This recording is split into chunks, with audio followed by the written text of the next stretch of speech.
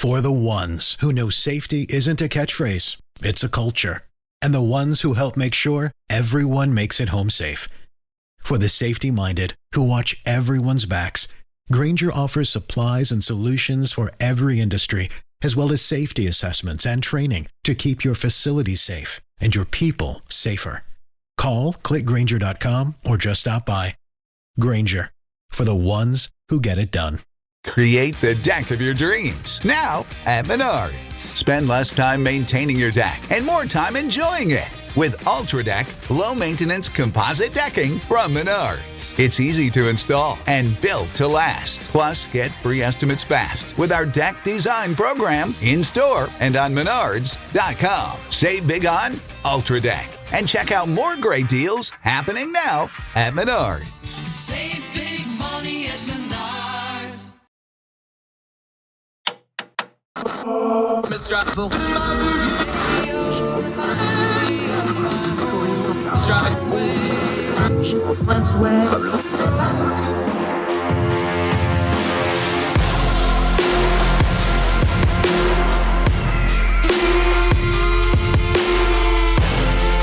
your host, Andrew Donaldson. This is Heard Tell. Welcome back to Heard Tell. I'm Andrew Donaldson. Thank you so much for giving us the most precious thing you have, your time. We never want to waste it. That's why we try to turn down the noise in the news cycle, talk about the things that matter, get good information, and try to discern the times we live in. One of the ways we do that, of course, is we got to look backwards a little bit. We got to review. We got to take stock of what has happened in the past so that we can pay attention to what's happening in the present and prepare for what happens in the future. We didn't do that very well during COVID. Remember a lot of the cries of do something, the death knell of accountability when it comes to government intervention into the public's lives. Now we got more and more evidence of it. Let's go to the Washington Post. This particular piece was written by Tony Rahm. The headline, "The more you submit, the more we get paid." That's a quote, how fintech fueled COVID aid fraud. This was so predictable, folks, before we even get into the funny. When you're dumping billions of dollars into aid stuff with the battle cry of do something, and you put very little controls on it, fraud's going to happen. Everybody that had a functional frontal cortex when it was happening knew that this was going to happen, but because it's an emergency and everybody's got to do something and politicians got to look like they're do something and the public's yelling do something and the media's screaming do something, they did something, and now we're finding out the big old mess of it. The faster the better, the piece goes. The workers were told at the height of the coronavirus pandemic as the little-known financial technology company Blue Acorn raced to review small businesses that sought federal loans. Speeding through applications, Blue Acorn employees and contractors allegedly began to overlook possible signs of fraud, according to interviews and communications later amassed by investigators on Capitol Hill. The company weighed whether to prioritize, quote, monster loans that will get everyone paid, end quote, as the firm's co-founder once said. And investigators found that Blue Acorn collected about $1 billion in processing fees, while its operators may have secured fraudulent loans of their own. The allegations of Blue Acorn and several other firms are laid out in a sprawling, roughly 120-page report. We're going to link to it. Again, read the report for yourself. Don't ever take people's words for us. Read the raw data. 120-page report released Thursday by the House Select Committee on the Coronavirus Crisis. Would to God that that committee gets half of the attention that some of these other ones are, but that's neither here nor there. A congressional watchdog tasked to oversee roughly $5 trillion in federal pandemic aid. $5 trillion in pandemic aid. The 18-month probe, spanning more than 83,000 pages of documents and shared in advance with the Washington Post, contends there was rampant abuse among a set of companies known as fintechs, that's F-I-N tech, which jeopardized federal efforts to rescue the economy and siphoned off public funds for possible private gain. Who could have thought that might happen? Oh yeah, we did, because we were talking about it as it happened. Back to the piece. Some of the companies involved had never before managed federal aid. Boy, there's your red flag, the report found. At the height of the pandemic, they failed to hire the right staff to thwart fraud. Try saying that 3 times fast if you're a hillbilly. At the height of the pandemic, they failed to hire the right staff to thwart fraud. They amassed major profits for fees generated from the loans, large and small, genuine and problematic, and they processed and reviewed them all, and they repeatedly escaped scrutiny from the Small Business Administration, putting billions of dollars at risk, the probe found. Trouble began under the Trump administration after the Congress first authorized the Paycheck Protection Program, PPP. Everybody remembers that one, right? In 2020, the roughly $800 billion initiative saw the government disperse more than 11 million loans to companies at risk of shutting their doors for good, or at least claiming to, helping them keep afloat until the health emergency eased. Let's pause for a second. The health emergency that was also caused by government overreaction in some cases, government inaction in some cases, and people just genuinely not knowing what to do in other cases. Back to the piece. But the money became a tempting target for malicious actors, you think, who took advantage of lax rules and inadequate oversight to bilk the government for staggering sums. I'm sorry, let's just pause right here.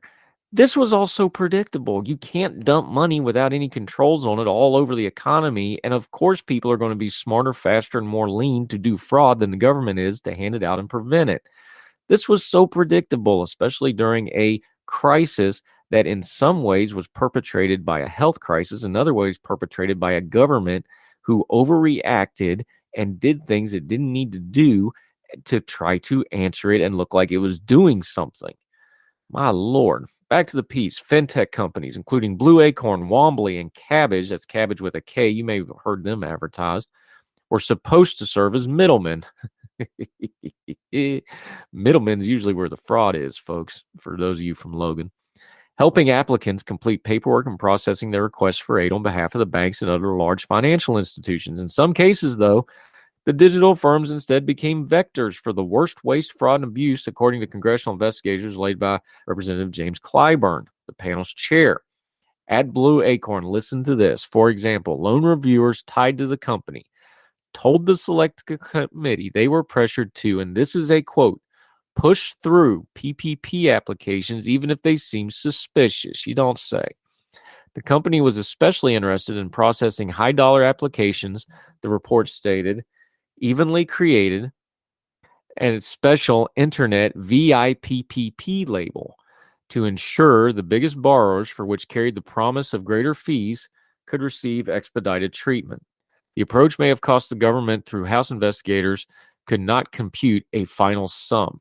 It also came at the expense of smaller borrowers, arguably in the greatest need, according to the report, as one Blue Acorn co-founder, Stephanie Hawkridge, appeared to remark over the messaging service Slack about these applications, who effing cares? Well, I'll tell you who cares. Not enough people. This is yet another example of what happens when government is unaccountable. You have massive fraud, waste, and abuse. No, the government probably didn't mean for it to go this way, but not preventing it is the same as allowing it to happen. Now, when they were dumping all these trillions of dollars in the economy and billions of loans with almost no controls on them, everybody knew this is going to happen down the road, but of course nobody cared because of the expediency of the moment. What did we start with? You have to look into the past to understand the present and to prepare for the future. I don't think we're doing a good job of learning the lessons of COVID. Oh, we've learned the buzzwords and we've learned how to fit that crisis into our priors so that we can continue to think what we already thought.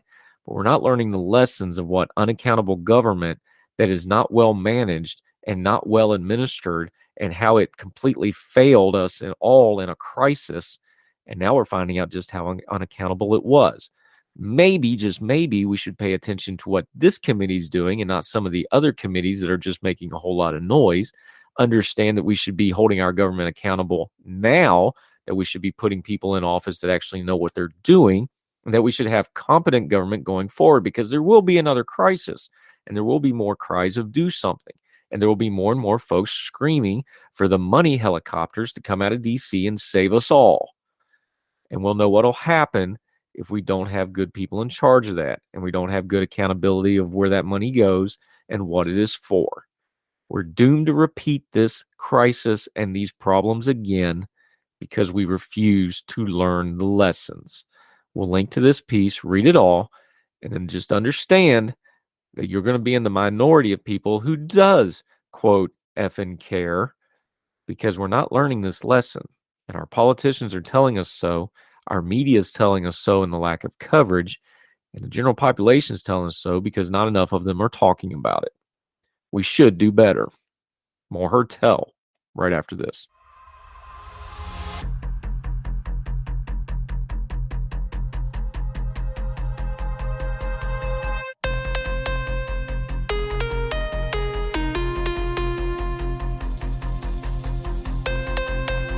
This is the story of the one. As head of maintenance at a concert hall, he knows the show must always go on. That's why he works behind the scenes, ensuring every light is working, the HVAC is humming, and his facility shines. With Grainger's supplies and solutions for every challenge he faces, plus 24/7 customer support, his venue never misses a beat. Call quickgrainger.com or just stop by. Grainger, for the ones who get it done.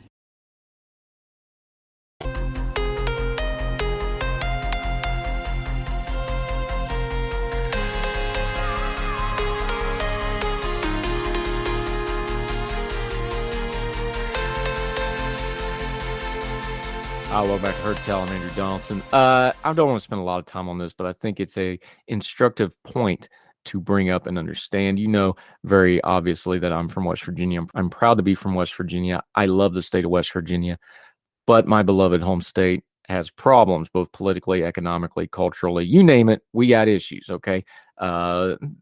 Stereotypes come from a place. Yeah, we've got some issues. Here's something I want to point out. When I went to vote the first time in 1998, the state of West Virginia was dominated by the Democratic Party. In the year 2000, they only had one statewide seat, that would be the governorship, that was in Republican hands, and only a handful of Republican legislators in both houses of the legislature. The Democrats had supermajorities in everywhere possible all across the board. Fast forward to 2022, the election we just had. The Democratic Party now only has one person in statewide office. That'd be Senator Joe Manchin. Everything else is Republican, supermajorities, and there are now only 14 Democratic legislators in both houses of the legislature, total, combined. That's a massive swing for just 25 years, just a little short of, from one party completely dominating to another party completely dominating. But my point here is not that one party swung that fast. Yes, politics can change. It's if you look at the stats for the state of West Virginia, almost nothing has changed. We're still in the high 40s on any list of states when it comes to things like education, economic improvement, freedom of abilities. Any list that matters economically and politically, we're still in just about last place or close to it. We were that way under complete Democratic control. We're under that now, under complete Republican control. And under the last census, we've also found out we're also not only the only state in America that is losing population, but precipitously losing it. West Virginians are an endangered species. I would like for some political people to take that seriously. I would like the people of the state of West Virginia to take that seriously and hold their politicians accountable for that. But my point is, and I can't drive this home enough, if you have empirical evidence that complete one party rule one way and complete one party rule the other way, and you're getting the exact same results, whatever the solution to the problems isn't going to be in a political party. I don't know how to put it any plainer than that. I'm pretty cynical when it comes to political parties. I'm a registered, unaffiliated voter for a very good reason. I don't trust either one of them. Neither one of them have earned my vote. Neither one of them earned my trust. Neither one of them earned my loyalty. My country has my loyalty. I vote for the best person possible on my ballot. And frankly, go ahead and get mad and send your email now. If there's nobody that's qualified for that office on my ballot, I'm not voting for anybody because I will not put somebody unqualified in an office with my name on it. That's just where I'm at on it. You can go ahead and justify it any way you want to. That's where I'm at. But this is why, when I look at my own home state, where I love, where most of my family lives, where one of my children still goes to college, where I hope to be buried someday, if it all goes well and the creek don't rise. I love my state, but it has had, in recent memory, in my adult lifetime, complete domination by one political party and then complete domination by the other political party. And nothing much changed, except there's a whole lot less of us. There's a whole lot more poverty. There's a whole opioid epidemic going on. And the state's future is as bleak as it's ever been. So the answer is not in the political parties. It's not in buzzwords. It's not in ideological politics. It's going to be in somewhere in the middle when all of them together come together and start figuring out a way to actually start solving the problems. I hope that's an object lesson to people who think if you just win one more election, everything's going to be smiling roses and unicorns that poop out ice cream. It's not so. Your political parties aren't going to save you. All of us working together, and yes, that includes across political lines sometimes, just might. Learn the lessons from folks that live it the hard way in the hills and hollers of West Virginia.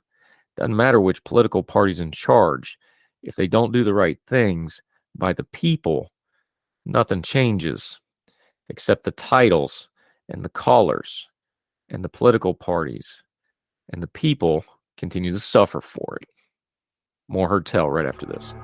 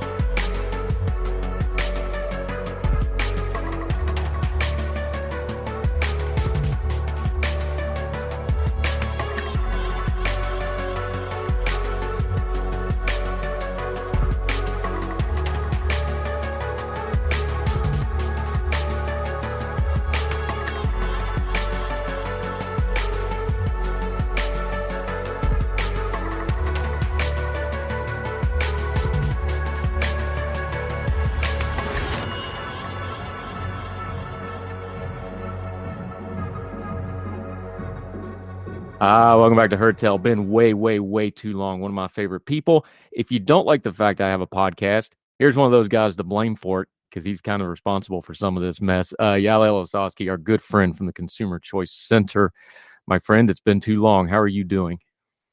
Sir Andrew, I am doing swimmingly. There's been a lot of interesting stuff happening, but overall, I'm trying to endure the cold winter that's mounting here in continental Europe, and then keeping abreast of all the issues impacting our lives and freedoms, man. There's a lot out there. Yeah, we've been having a lot of cold rain. I keep telling people it's good German weather, and they don't really understand what I'm talking about because part of Germany, when you're in the Rhineland Pfalz, you actually don't get a lot of snow. You just get cold rain all winter, and it's brutal. So I hear you, my friend. This is an area where you know way more about it than I do. I always turn to you on things like crypto and things like this, but this FTX thing, I don't think this is actually a crypto story. I think this is an out-and-out fraud story, and I think it's backwards to treat it any other way than to start with. This is one of the most massive frauds we've ever seen in the recorded history of humankind. Am I wrong to take that angle on this? You're not, and Andrew, I wish the media were full of people like you, because that is the correct angle. This is a $32 billion company that essentially evaporated overnight and had nothing to do with, the price of X or Y coin or token or technology. It had everything to do with rampantly, allegedly, criminal behavior. And this is your classic Ponzi scheme. There's a lot of different scenarios where money was going in between various entities. And anyone who was a customer at the exchange of concern, FTX, finds that they don't have their funds there anymore. So I think we can kind of paint the picture of the beginning of this. How far back do you want me to go? Because this goes way back into the summer. Yeah, it goes back a way, and it's important to talk about how far back this goes because people hear something like, well, they're putting it in bankruptcy and it'll go to bankruptcy court. This is not going to be a bankruptcy. I've talked to multiple lawyers. I've talked to our friends that look, I've been through a bankruptcy personally. I know that process. There's no records. They cannot do a bankruptcy on this because there's no records. That's how bad this is. And that tells me, look, I'm a simple guy. If you're not keeping records from the go, you're not really a company to start with because companies have to do things like compliance and reporting.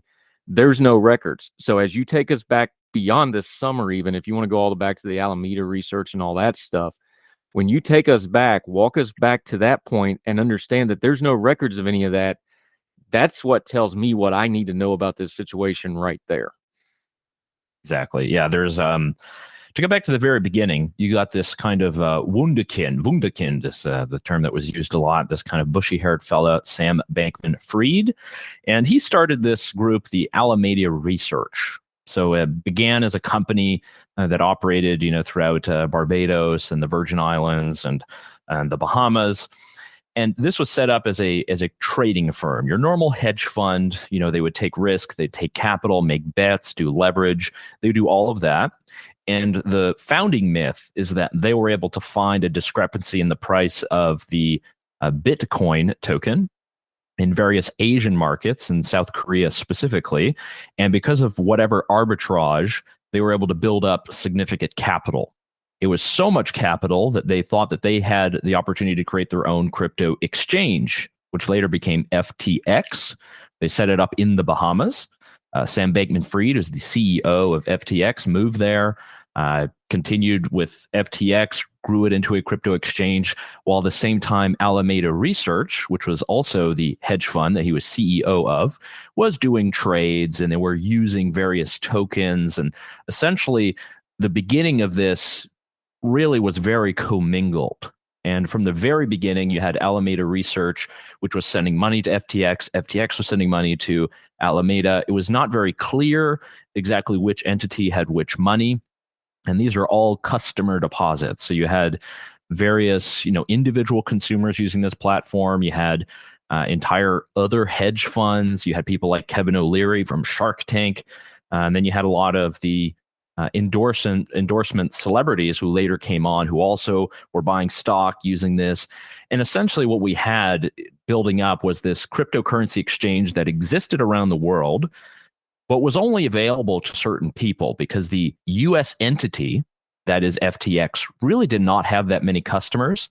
So a lot of people actually register with the international version of FTX, so the one that's regulated in the Bahamas, where it's a bit more lax. There aren't as many requirements in terms of your address, your date, your financial information, your driver's license.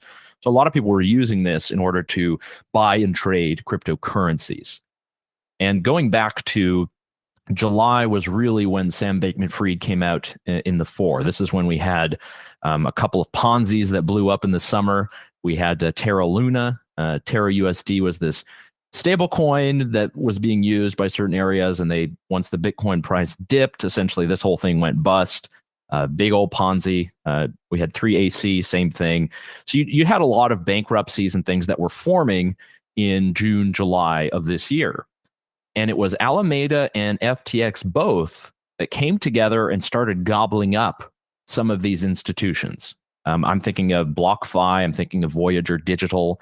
So these are various crypto brokerage services or exchanges or yield offering services. All that you need to know is that this company then took on a lot of those debts. And because the money was wishy-washy every which way, it was not really clear who was part of which organization, who was part of which firm. And by now we know that it was basically a conglomerate of about 150 different companies that were set up under these various umbrellas.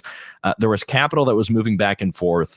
And what broke it all was a story in CoinDesk in late September, early October, which showed that the majority of the capital at Alameda Research were actually these tokens that were the base token for FTX. They call it the FTT token.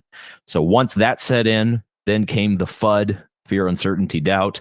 You had Binance, who held a lot of these tokens, realized what was happening, sold them off, created a bank run, and basically at the end of the day, FTX completely out. Maybe they'll go to bankruptcy. Maybe, as you state, they don't really have the ability to do so. But what it ended up in is a lot of people who had their money at FTX. That money was actually going to Alameda, and a lot of it was being funneled through the political system, through donations to both sides, to both political parties. And now we have this entire story. We have Sam Bankman-Fried giving interviews, and a lot of confusion about what this means for cryptocurrencies, for regulation, and the future of this industry. Yeah, and again, we'll get to the crypto in a minute, but that's like the second or third level story to this. Another part of this, you mentioned the media and how the media has or hasn't covered this. Here we go again. We have a template in the American media now of the wonder kid, you called it, the save your tech person. How many times are we going to see this movie before we start being a little skeptical of these people? Because, this Sam Bankman-Fried guy has obviously gotten the Elizabeth Holmes treatment, for lack of a better way to put it. We've seen this multiple times now. These people are darlings. They don't get any skepticism until they do, gradually, then suddenly the old quote goes. This is a big problem because, got all credit to CoinDesk for busting this thing wide open. Where's the New York Times? Where's the Washington Post? Where's any, ProPublica? Anybody? Where was anybody in actually investigating all this money flowing around all over? Look, this went into entertainment. It went into sports. It went into politics. These tentacles go deep. The savior complex narrative is crippling journalism when it comes to the tech area. Is that fair?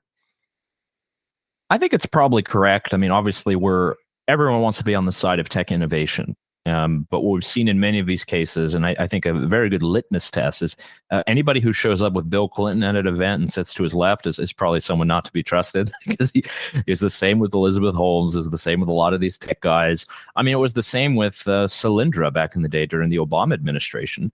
You have political forces and you have media forces that end up rooting for various industries.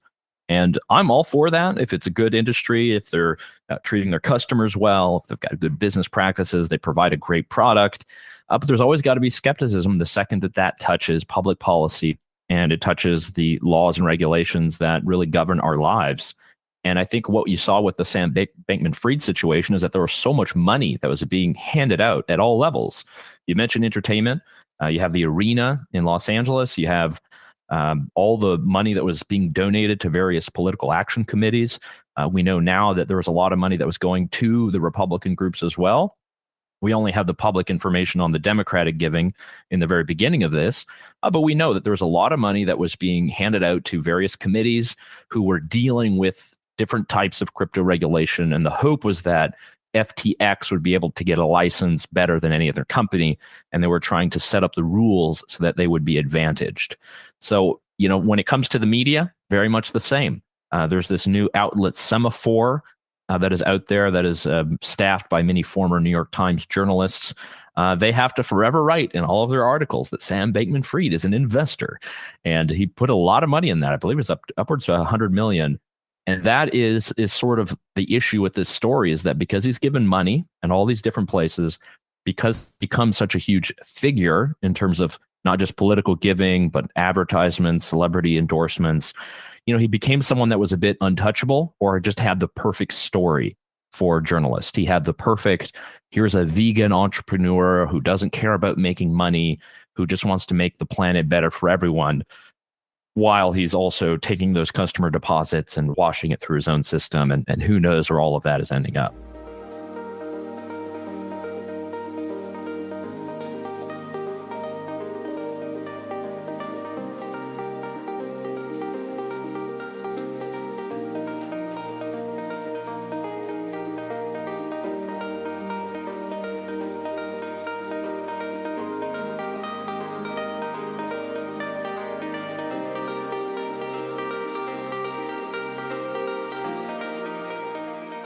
Yeah, Yael Ossowski joining us. Look, you have consumer choice beside your name on everything you do.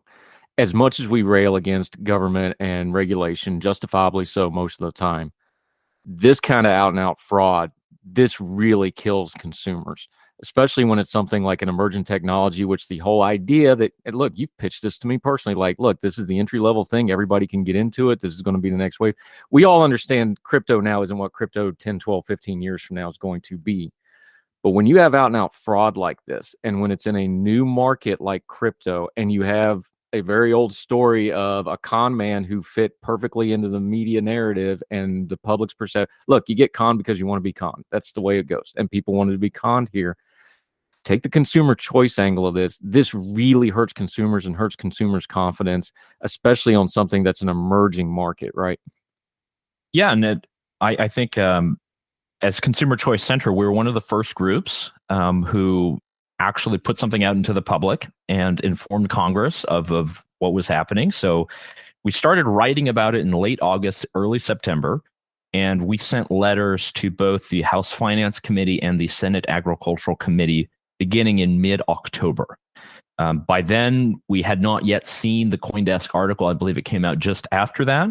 But already, all of the different summer shenanigans of SBF, of FTX, and Alameda Research, they were kind of on display. And our fear at the time was that, look, this guy has an in for the regulation, and things are going to be written in a way that will benefit him and the company, and are likely going to not only be bad for all future companies and competitors, but for all crypto consumers of the future, because something's going to happen, something's going to bust, it's going to cause prices to go down, they're going to lose confidence in the system. I mean, cryptocurrency as an industry itself used to be over $3 trillion. Now it's down to about 1 trillion. And, thanks to this, it might descend even further. And I think, again, it has to do with that elementary fraud and criminal aspect. And again, all of these things are illegal in the normal market for any other company. Insider trading, fraud, wire fraud, all the stuff. There are already things on the books. Hopefully they'll pursue it. But our good friend Bankman-Fried here, he's been wined and dined and doing plenty of interviews, and I don't know if we're necessarily doing the right thing right now and just kind of letting this guy go off. So hopefully the justice system will work this time. Yeah, Yael Ossowski joining us. I think this is going to the justice system pretty quickly because, again, bankruptcy cannot touch this because there's not enough records to do it. I that's kind of where this feels like it's going, and we'll see what happens there. You already mentioned it. You sent letters to Congress because y'all are smart and you know what's coming next. The overreaction and the do something cries. Congress doesn't have a great track record of do something, especially when it's a high technology, new technology sphere, because frankly, they don't know what they're talking about most of the time. We've watched those hearings. It's frankly embarrassing. I assume people like you who are big proponents of Bitcoin, the idea, not the fraud that we saw here with the FTX exchange, but the monetary system itself, you got to be a little worried right now because, boy, this is about as wide a door to kind of crack down and regulate as you're going to get in a long time. What do you see coming down the pike, and what do you think folks that are advocates for Bitcoin and things like this going forward should be looking to do right now to be proactive and get in front of it? Well, I'll give a counterintuitive answer that I myself, as a Bitcoin user who hold my own keys and have my own wallet, I feel great. Because my funds were not tied up in this exchange. My funds were not tied up in any of the exchanges that went bust in the summer. And I think that's the kind of principal idea of cryptocurrencies. It's an alternative to the traditional banking system, and you are supposed to own your digital assets. And I think, unfortunately, for a lot of people who put their money on these different brokerages, exchanges, and the like, their stuff is tied forever. And who knows if they'll get it. And there's plenty of other bankruptcies. I'm getting all the emails all the time of these companies, BlockFi, Celsius Network, all the rest. So personally, I feel fine. As someone who pays attention to the political system and will be impacted on this at some level, yeah, I'm worried about it. And, there's a little bit of an infighting that's happening in D.C. There's a little bit of talk between the CFTC, Commodities Futures Trading Commission, and the SEC, Securities and Exchange Commission, about who should get to regulate what should the rules be. There are various propositions going on in the House and the Senate. Some of the loudest people are people like Senator Elizabeth Warren, who has never liked crypto from day one. I have an article that should come out this week, Andrew, about responding to her directly, because she's had a lot of pieces on this. If you're a progressive, if you care about the people who are downtrodden, you should actually be for cryptographic currencies, for things like Bitcoins. I think she errs in many ways. I think the biggest impact will be with, are we going to allow innovation to occur? Will we allow Americans to be able to take their funds and take them to an exchange or brokerage and get into cryptocurrencies in the first place? That's more what I worry about, are the on-ramps. If we regulate the on-ramps in a way that nobody can do it unless you give, the blood of your second child and every picture you've ever held and your social security number, it's going to be difficult. It's not going to grow. I see this as an alternative. So that's really what we need to protect. Yeah, it's funny you mentioned that. Yael Ossowski joining us. We just talked to our friend Danielle Zantilleri about this. In traditional things like real estate investment, where the SEC has regulations of you have to have so much financial income or you're not, quote unquote, considered financially literate enough to invest, and that's it. It becomes a gatekeeping mechanism, which isn't fair. Let's zoom out for just a second while I got you, because you are based in Europe. You just spent some time in Brussels. This is one of those things where the EU and DC are probably going to regulate a little differently. We're also hearing things now about the EU and Twitter. You're over there. This technology stuff is global now. Talk about that balance between what the EU does in Europe and what DC is doing, and how that back and forth is really kind of pushing where technology is going, because these big companies, the Googles, the Facebooks, Meta, whatever we're calling it now, Twitter now is under their crosshairs. And now all this crypto stuff's going to be next. They've got to navigate both of those, and that's going to shape the future of a lot of this, isn't it? Yeah, and I would say if I was to sum up the European approach, it's regulate first, innovate later.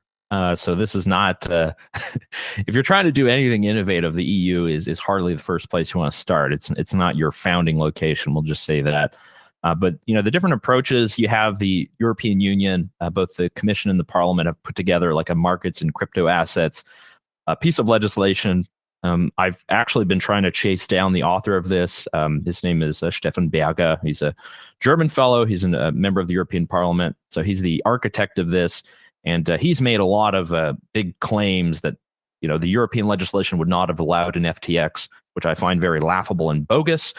And unfortunately, we have like a growing sort of, I don't want to say Luddite contingent amongst lawmakers, but I will say a lot of them who are way more skeptical of technology. And there are bad actors. There are bad actors in absolutely everything. But the answer is just to have good, smart policy that allows people to innovate. And what the EU is doing is they just want to clamp down. And that's kind of the only answer that the EU has. They don't talk about how we can have better tech investments or a better environment. How can we have a Silicon Valley, in Berlin or Paris or anything like that? It's just about how do we penalize the American companies. So unfortunately, there's a bit of a nationalistic fervor against American tech companies in Europe. And I think that's leading to a lot of bad policy. And we see that a little bit coming out of Washington, D.C. as well. There's we're in a grand ideological battle with China, and we're cutting down our tech leaders. We're cutting down on many of the companies who are providing innovation, and it's giving a leg up to a lot of Chinese innovators. Did anyone see TikTok coming? No, because we're too busy on trying to clamp down on Instagram Reels and the rest. Again, we have it within our power to root out the bad actors. We have the laws are already on the books. Someone's committing crimes like it was happening at FTX. But I do think at some point we have to look at our political system and say, look, do we want to promote technology and innovation, or do we want them to make all the decisions for us? Yeah, Yael, Ossowski, you talked about the Luddite contingent. The Republican Party has taken the House. They're already saying, especially their very populist right wing, is demanding the heads of the tech companies. Do you see that to be a problem going forward here for the next 2 years, especially investigatory wise? Yeah, I think obviously that's going to be a big waste of time because where essentially you want the right wing wants to regulate less of the content. But that the problem is that the progressive lawmakers in the Democratic Party, they want to regulate more. So I'm feeling good about the prospects for technological innovation, because I don't think there's going to be an agreement between left and right. It would have to be so narrow that it would not change much. And it's already been pretty bad. There's no political advertising allowed on Facebook. There hasn't been any political advertising allowed on Twitter for a long time. And I think when it comes to questions of content regulation, and I know you've had people on your program talking about Section 230, I sincerely think they're not going to have the power nor the muster to be able to turn that over, because I think we have good standing principles. It's going to be a large waste of time. There's going to be a lot of angry stuff. It's not all about Hunter Biden and the laptop and how that was censored. There are bad actors there that we can name and shame. But I'm more hopeful, and only because I know the mechanics of how government works, what they're able to do and what they're not able to do. And I'm feeling better about this one than I was, say, a couple months ago. Yep, gridlock wins, and amazingly, 230 is probably one of the best accidental laws in history. If you actually go back to how that was written and why it was written and what it's actually accomplished, it's pretty remarkable. Yael Ossowski, very good friend of ours. We will start having you on more and more going forward, my friend. Been way too long, but we've both been busy men. Let folks know where they can keep track of you until we get you back on Heard Tell again, all the great work of the Consumer Choice Center. Yeah, we're pretty simple. ConsumerChoiceCenter.org, and you can find me at Yael OSS over there on the tweeters. I'm pretty busy there. Hey, I've got Mastodon, I've got all this other stuff, but you can find me there on Twitter for now. Yep, he does all kinds of great work. Appreciate you, my friend. Thank you so much for the time and explaining to this so well that even I can understand it as usual, buddy. Appreciate it. Oh, yeah, you heard tell here. Thank you, sir.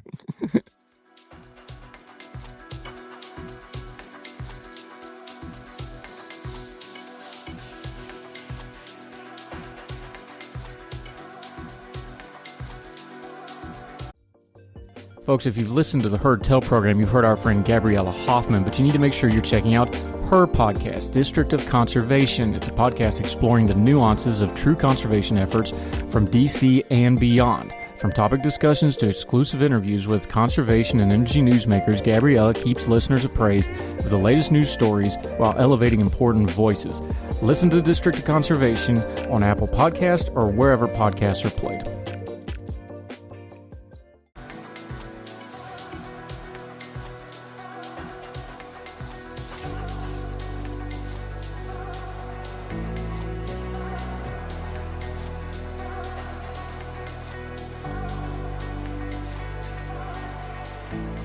Welcome back to Heard Tell.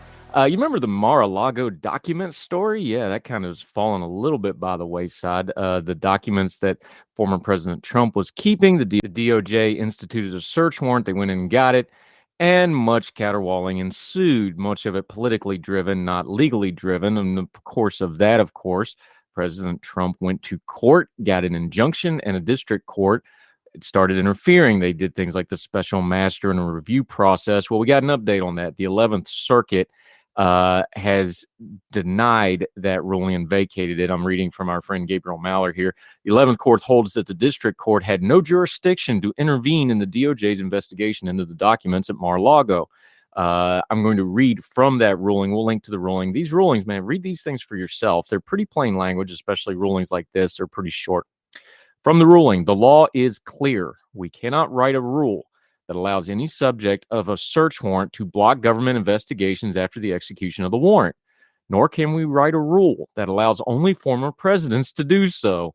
Either approach would be a radical reordering of our case law limiting the federal court's involvement in criminal investigations, and both would violate bedrock separation of powers limitations. Accordingly, we agree with the government that the district court improperly exercised equitable jurisdiction and that dismissal of the entire proceeding is required. The district court improperly exercised equitable jurisdiction in this case, and for that reason, we vacate the September 5 order on appeal and remand with instructions for the district court to dismiss the underlying civic action. So what does this mean? Special master, the review process, all of that is gone. It's all stopped. In the meantime of all this, down under the per curiam order of it says, absent a stay or withholding of the mandate of the appeal to which this is ordered, the clerk is directed to issue the mandate after 7 days of the date of this opinion. This wasn't a close case. I'm quoting Gabriel here again. Great follow, by the way. Make sure you follow him, Gabriel Maller, M-A-L-O-R. This wasn't a close case, according to the 11th Circuit. Plaintiff's jurisdictional arguments failed on all four factors to be considered for equitable intervention. What does that mean? No. Yes, you can execute a search warrant on the former president. Yes, it was a legal search warrant. No, it wasn't a witch hunt. Yes, they had the right to do so. No, it wasn't a raid into his private estate for no good reason. Listen, there's been some things happen since then, too. We know that Donald Trump plays fast and loose with the rules. If you don't, you're just being a mark. We're not interested in that. Let's just be fact. We have 50 years of book on the man. We know he plays fast and loose. We know he breaks the rules. We know he lies. We know he exaggerates. Look at what's happened at Mar-a-Lago since then. We didn't touch on it here too much because I don't like to give a whole lot of press to this kind of human garbage. But when he had Kanye West and known white supremacist Nick Fuentes at Mar-a-Lago here recently, that they could just walk in and sit down with the man, it shows how lax he is about this stuff. It's not that he doesn't know who these folks are. It's that he does know and he does not care. No, I don't believe him one bit that it's up to him. He's a former president. He should know who's coming and going in his presence. He should have staff that filters who gets to him. And if you don't, that means you don't care enough to do so. That's unacceptable. So yeah, if you're going to let white supremacists sit down and have dinner with you, of course you're not going to handle sensitive documents correctly that, by the way, you weren't supposed to have in the first place. You can put on your political hat and you can put on your team collars and yell and holler about how unfair it all is. but the law should apply to everybody. No, you can't take classified documents wherever you want to. No, you can't just say they're unclassified because you want them to be. Yes, the DOJ had a right to do a search warrant here because he would not play ball with them, and here we are. If you had a different take a few months ago and want to reconsider it, just put your hand up and say, okay, I've got new information and I'm reconsidering it. Because the court here is very clear. Because the law was clear all along, President Trump was violating it. The DOJ used their powers to intervene in it. You can think whatever you want. That's what happened. He was wrong. Sorry if that upsets you. More Heard Tell right after this.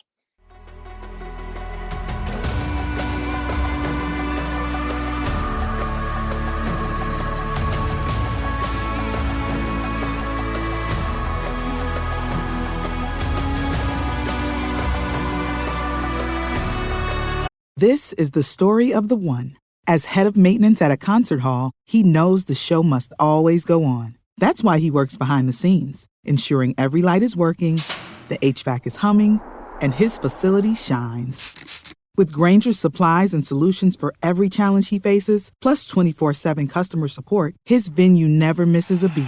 Call quickgrainger.com or just stop by. Grainger, for the ones who get it done.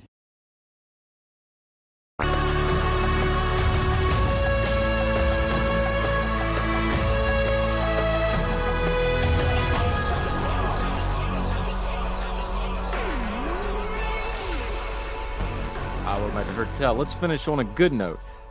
Murray Halberg died. No, that's not the good note.